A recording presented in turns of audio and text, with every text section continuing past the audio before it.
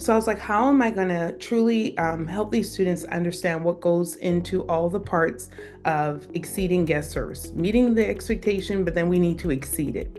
And then that's when I thought, well, if we could do some type of game-based learning, some type of gamification, some type of software that we can incorporate with my lectures, that would really help me to achieve this goal.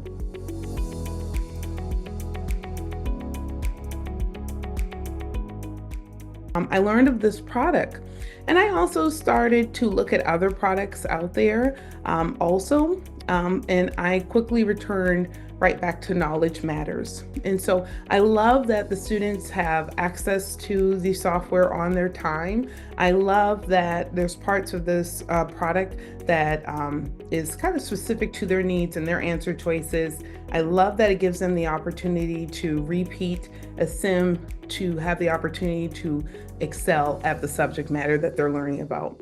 And what's great about this product that I really like is that this product coincided with the textbook that I was using as we broke down different sectors of the hospitality industry.